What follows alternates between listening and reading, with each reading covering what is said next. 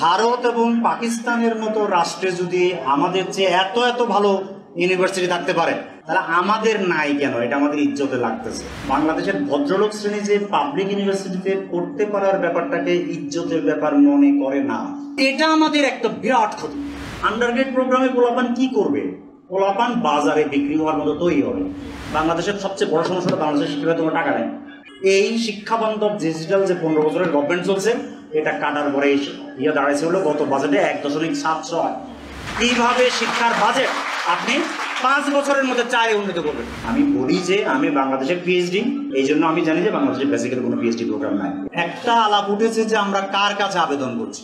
আমি নিজে বহুদিন ধরে এই কথা প্রচার করছি যে ভারত এবং পাকিস্তানের মতো রাষ্ট্রে যদি আমাদের যে এত এত ভালো ইউনিভার্সিটি থাকতে পারে, তাহলে আমাদের নাই কেন? এটা আমাদের ইজ্জতে লাগতেছে।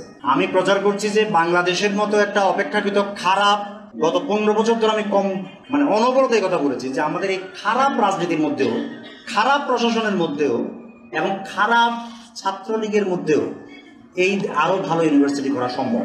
তার কারণ আমরা এখন তলানিতে আছি, নিচে আছি। এটা সম্ভব, কিন্তু এটার জন্য যে একদম অসাধারণ রাষ্ট্র লাগবে পৃথিবীর অভিজ্ঞতা তা বলে না। আপনি অনেক দূর উপরে উঠতে পারেন। ফলে এই বিষয়ে কনফিউশন না করাই ভালো। আমরা যে আলাপ করছি সেটা হলো একটা কাঠামোগত সংস্কারের আলাপ। আমাদের প্রবলেমটা হলো আমাদের রাষ্ট্র যেমন কাঠামোর সংকট, আমাদের ইউনিভার্সিটিগুলো তো কাঠামোর সংকট। আপনি কাঠামো প্রস্তাব করবেন, কাঠামো একটা অ্যাবস্ট্রাক্ট একটা ফর্ম, আপনি এর মধ্যে এমন ব্যবস্থা করবেন যেন ব্যক্তির স্বৈরাচার, এখনকার খুবই পপুলার শব্দ ফ্যাসিজম, এগুলো যেন বেশি পরিমাণ প্রভাব বিস্তার করতে না পারে। আপনি কাঠামোতে চেক অ্যান্ড ব্যালেন্স করবেন। ওই কাঠামো যদি আপনি করতে পারেন, আপনার উন্নতি কেউ ঠেকাতে পারবে না। আলাপটা কাঠামো। এরপরে আলাপটা হলো বাংলাদেশের পাবলিক ইউনিভার্সিটিগুলোর মধ্যে যে ইজ্জতের ব্যাপারটা চলে গেছে। মানে বাংলাদেশের ভদ্রলোক শ্রেণী যে পাবলিক ইউনিভার্সিটিতে পড়তে পারার ব্যাপারটাকে ইজ্জতের ব্যাপার মনে করে না, এটা আমাদের একটা বিরাট ক্ষতি। এটা সমাজতাত্ত্বিকভাবে কত বড় ক্ষতি সেটা আমি এখানে বিস্তারিত করবো না, কারণ আমাদের অনেকেই বুঝতে পারবেন যে আসলে এই ধরনের ইউনিভার্সিটিগুলোতে আসলে পুরো রাষ্ট্র তৈরি হয়ে ওঠে, রাষ্ট্রের সমাজ তৈরি হয়ে ওঠে, যেটা দীর্ঘদিন ধরে বাংলাদেশের পাবলিক ইউনিভার্সিটিগুলো থেকে বঞ্চিত। আপনি যেটা করবেন সেটা খুব পরিষ্কার। আপনি করবেন একটা আন্ডারগ্রেড প্রোগ্রাম, অন্তত কয়েকটা ইউনিভার্সিটি প্রাইমারিলি আপনার নজরে থাকবে। আন্ডারগ্রেড প্রোগ্রামে পোলাপান কি করবে? পোলাপান বাজারে বিক্রি হওয়ার মতো তৈরি হবে। এখন আপনার কাছে প্রচুর পরিমাণে তথ্যপত্র আছে যে আপনার যে নিম্ন শ্রেণীর ইন্ডাস্ট্রিয়াল জোনগুলো, এগুলো আপনার ইউনিভার্সিটি থেকে যোগ্য পোলাপান পায় না। প্রচুর তথ্য আছে, প্রত্যেকের কাছে আছে। এরা ইন্ডিয়া থেকে লোক ধার করে। এখন এই কথাবার্তা উঠছে সাম্প্রতিক রাজনৈতিক কারণে, কিন্তু আপনার লোক কই পাবেন? আমার সঙ্গে অল্প কিছু কথা হয়েছে, বাকিদের সবারই অভিজ্ঞতা আছে। আপনি লোক পান না কেন? ধরো যে কমার্স ফ্যাকাল্টি, তো আপনার সমস্যাটা কি? আপনি কমার্স ফ্যাকাল্টিতে লোক তৈরি করতে পারছেন না কেন? আপনার কর্পোরেট, আপনার ফালতু নিম্ন শ্রেণীর কর্পোরেট জোন আপনার বাংলাদেশে, এটা তো ইন্ডিয়ার সঙ্গে তুলনা হয় না। আমেরিকা, ইউরোপ বাদ দিলাম, আপনি এর জন্য লোক পাঠাতে পারছেন না কেন? আপনার সমস্যাটা কি? পুরো ইংরেজি জানে না। আপনি যদি ইংরেজি জানেন না এটা বলেন, তাহলে আপনার কি উচিত ছিল? আপনার 20 বছর আগেই উচিত ছিল আপনার পোলাপান যেন প্রথম দিন থেকে শেষ দিন পর্যন্ত ইংরেজি শেখার সুবিধা পায়। আপনার সেটা করা উচিত ছিল। আপনি এটা করেন না কেন?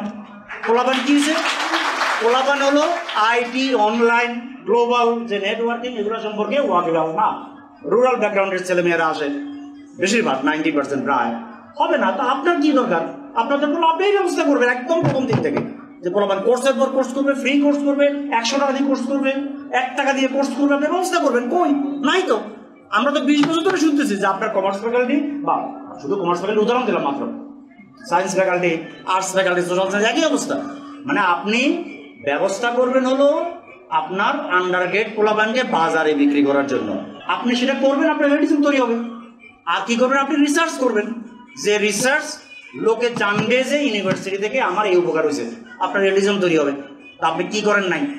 ইউনিভার্সিটির ভিতরে স্ট্রাকচার তৈরি করেন নাই, এই ধরনের কোনো উদ্যোগ নেন নাই নতুন অবস্থার পরিপ্রেক্ষিতে। আর রাষ্ট্র এবং সমাজ আরেকটা 2 নম্বরই করেছে ইউনিভার্সিটিগুলোর সঙ্গে, ওরা টাকা দেয় নাই। আপনারা প্রত্যেকে জানেন যে বাংলাদেশের, আমরা আজকে সব শিক্ষা সম্পর্কে আলাপ করছি না, আপনারা জানেন যে বাংলাদেশের শিক্ষার 1 নম্বর সমস্যা, আর কোনো সমস্যা না। ব্যক্তি চুরি করছে, অনুকই করছে, এগুলো বাজে কথা।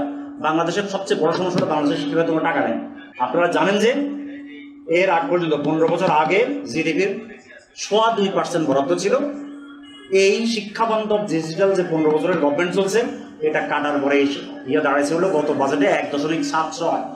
আপনারা জানেন যে আন্তর্জাতিক স্বীকৃত হলো 6, আর আপনারা জানেন যে ভারত এবং পাকিস্তানের মধ্যে দেশ আছে 4।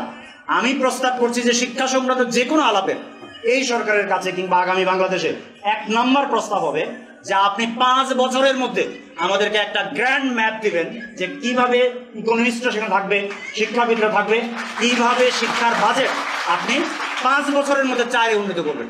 আপনি এই বছরেই পারবেন না, আপনার সময় লাগবে।